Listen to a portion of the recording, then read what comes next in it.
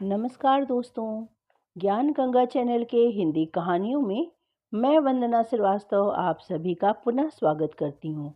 आज की मेरी कहानी है परिवार। दोस्तों, कहानी में आगे बढ़ने से पहले यदि आपने मुझे अभी तक सब्सक्राइब नहीं किया है तो जल्दी से सब्सक्राइब कर लीजिए। चलते हैं कहानी की ओर। सर्दियों की हल्की ठंडक में ममता जी रसोई में चाय बना रही थी। उम्र ने उनके चेहरे पर झुर्रियां तो डाल दी थी, लेकिन उनका आत्मविश्वास और ममता वैसी ही थी। उनके पति राजेंद्र जी आंगन में कुर्सी पर बैठे अखबार पढ़ रहे थे। ममता जी ने बड़े प्यार से पूछा, चाय ले आऊं? राजेंद्र जी बिना उनकी ओर देखे बोले, हाँ हाँ, जल्दी ले आओ। ममता जी हर्षिता की कमरे की ओर बढ़ गई। हर्षिता उनकी बहू ऑफिस जाने के लिए तैयार हो रही थी। ममता जी ने कहा, बेटा हर्षिता, 2 कप चाय बना दोगी क्या?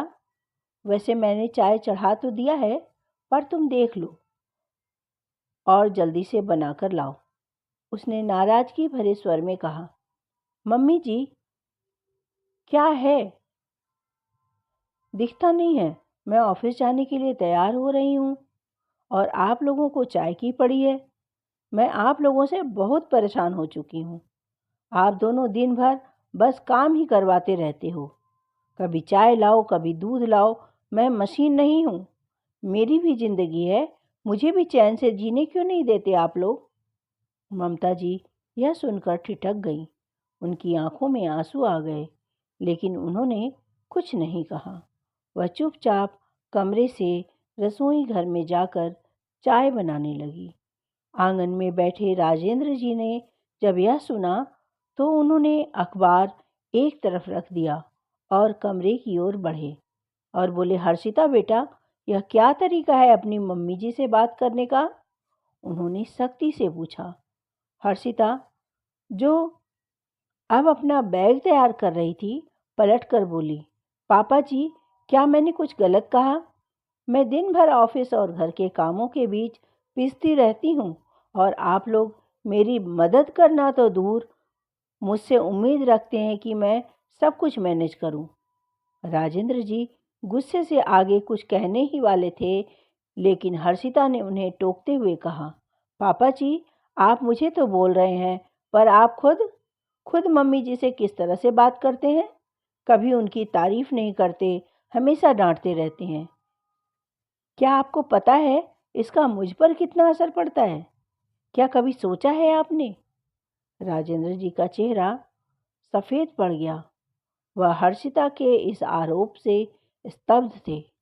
ममता जी ने इस घर को बनाने के लिए अपना सब कुछ दे दिया था। वह दिन भर घर के कामों में लगी रहती थी, बच्चों को पढ़ाने से लेकर राजेंद्र जी की ज़रूरतों का ख्याल रखने तक। उन्होंने हर जिम्मेदारी को पूरी ईमानदारी से निभाया था, लेकिन राजेंद्र जी, जो हमेशा अपने ऑफिस के कामों में व्यस्त रहते थे, कभी ममता के इस योगदान को समझ ही नहीं पाए।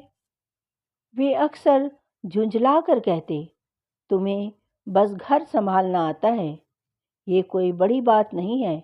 बाहर जाकर कमाना सीखो, तब पता चलेगा। ममता जी यह सब सुनकर भी चुप रहती। उन्हें लगता कि शायद यही उनकी जिम्मेदारी है। इधर हर्षिता अपने सास ससुर से नाराज नहीं थी। वह सिर्फ थकी हुई थी। ऑफिस और घर के कामों के बीच उसे यह एहसास होता था कि किसी को उसकी मेहनत की कोई कद्र ही नहीं है।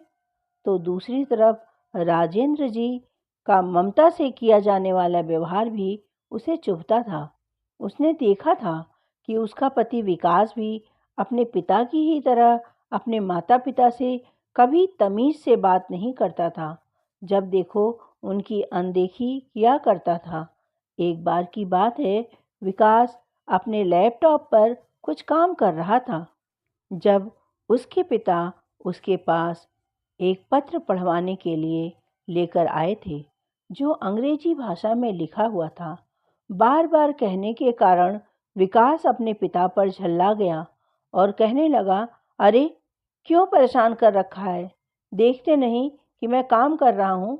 यह सुनकर उसके पिताजी की आंखों में आंसू आ गए और उनके हाथों से पत्र लेकर हर्षिता ने उन्हें पढ़कर सुनाया।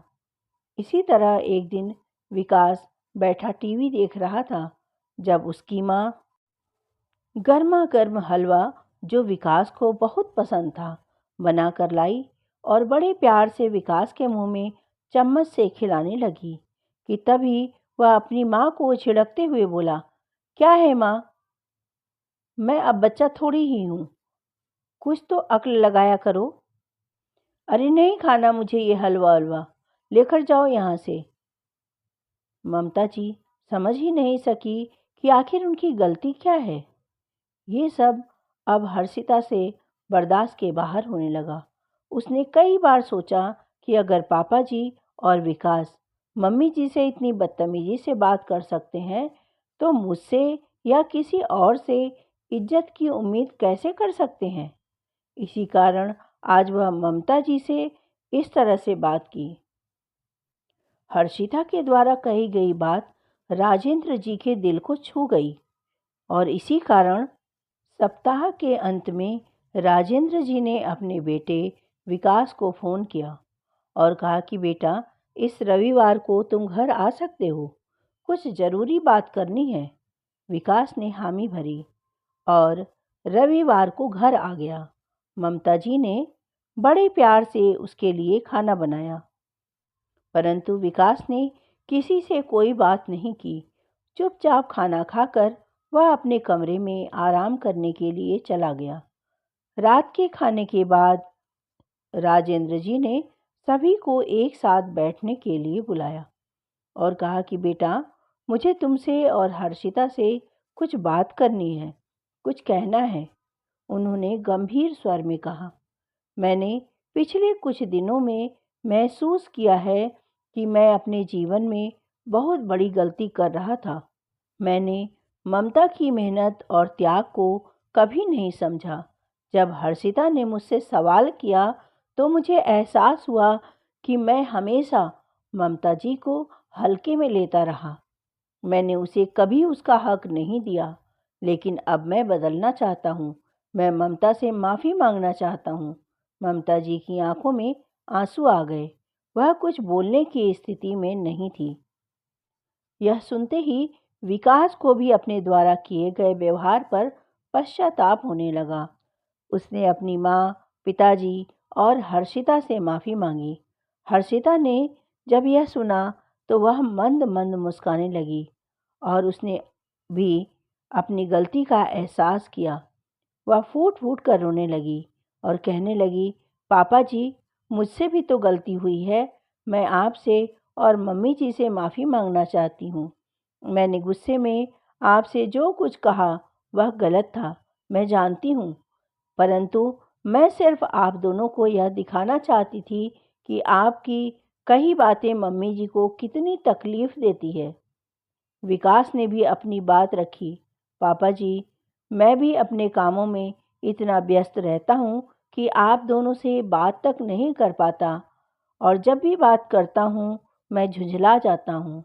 लेकिन अब मैं आप दोनों से यह वादा करता हूँ कि अब मैं बदलने की कोशिश करूँगा। मैं हर हफ्ते आपसे बात किया करूँगा और समय समय पर घर पर भी आता रहूँगा। अगले दिन से घर का माहौल पूरी तरह से बदल गया। हर्षिता अब सुबह ममता जी के साथ रसोई में काम करती और उनके साथ बातें किया करती। राजेंद्र जी ने भी ममता की तारीफ करना शुरू कर दिया। विकास अब हर हफ्ते फ़ोन कर अपनी माँ की सेहत के बारे में पूछता, पिताजी से बात करता और महीने में एक बार घर आकर समय बिताता। एक दिन जब विकास घर आया तो आते ही ममता जी को गले लगा लिया और कहा, माँ, आप कैसी हैं? आप बहुत थकी थकी लग रही हैं। क्या बात है माँ, सब ठीक तो है? ममता जी ने मुस्कुराते हुए कहा, कुछ नहीं बेटा, अब उम्र हो रही है, सब कुछ ठीक है। ममता जी ने अपने परिवार के इस बदलाव को देखा और महसूस किया कि उनका त्याग व्यर्थ नहीं गया। उन्होंने हर्षिता को गले लगाकर धन्यवाद करते हुए कहा, हर्षिता बेटा, तुम मेरी बहू नहीं बल्कि बेटी से भी बढ़कर हो। तो दोस्तों, इस कहानी से यह समझ आता है कि हर रिश्ते की बुनियाद आपसी सम्मान और प्यार पर टिकी होती है। अगर परिवार के सदस्य एक दूसरे की भावनाओं और मेहनत को समझें तो कोई भी रिश्ता टूट नहीं सकता। यह कहानी हमें यह सिखाती है कि बदलाव की शुरुआत हमेशा खुद से करनी चाहिए। जब तक हम दूसरों की भावनाओं को नहीं समझेंगे, तब तक रिश्तों में गहराई नहीं आ पाएगी। परिवार का मतलब केवल साथ रहना नहीं होता, बल्कि एक दूसरे का सहारा बनना है।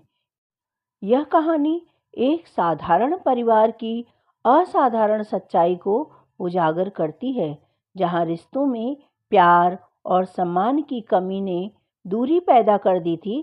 ममता जी और राजेंद्र जी ने अपनी पूरी जिंदगी अपने बच्चों और परिवार के लिए समर्पित कर दी, लेकिन उन्हें कभी वह सम्मान और कद्र नहीं मिली जिसके वे हकदार थे। जब उनकी बहू हर्षिता, जो खुद काम और घरेलू जिम्मेदारियों के बीच संघर्ष कर रही थी, उन्हें यह एहसास दिलाती है कि उनके बेटे विकास का व्यवहार भी रिश्तों में कड़वाहट बढ़ाने में जिम्मेदार है, तो यह परिवार आत्ममंथन के लिए मजबूर हो जाता है। यह कहानी केवल परिवार के अंदर के संघर्षों को ही नहीं दिखाती दोस्तों, बल्कि यह भी बताती है कि कैसे संवाद, आत्मनिरीक्षण और प्यार से रिश्तों में बदलाव लाया जा सकता है। हर रिश्ता तभी मजबूत बनता है जब उसमें प्यार, सम्मान और एक दूसरे की भावनाओं को समझने की क्षमता हो। बदलाव की शुरुआत हमेशा स्वयं से करनी चाहिए। यह कहानी उन लोगों के लिए भी है जो परिवार के महत्व को समझना और रिश्तों में नई शुरुआत करना चाहते हैं। तो दोस्तों, आपको मेरी यह कहानी कैसी लगी? कहानी पसंद आई हो तो मेरे चैनल को लाइक और सब्सक्राइब करें। इस कहानी को लाइक करें, कमेंट्स करके मुझे ज़रूर बताएं दोस्तों कि आपको यह कहानी कैसी लगी। दोस्तों, आपका एक एक कमेंट्स मेरे लिए बहुत महत्वपूर्ण है, इसलिए कृपा करके कमेंट्स ज़रूर किया करें दोस्तों।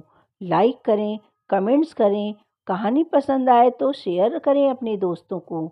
और हाँ, अगर चैनल को सब्सक्राइब नहीं किया है तो सब्सक्राइब कर लें, बेल आइकन को हिट करना बिल्कुल भी ना भूलें, जिससे मेरी हर कहानी की नोटिफिकेशन आप तक पहुंचती रहे। मिलती हूँ फिर एक नई कहानी के साथ। तब तक के लिए आप अपनी इस दोस्त को आज्ञा दीजिए। धन्यवाद। बाय बाय मेरे प्यारे दोस्तों।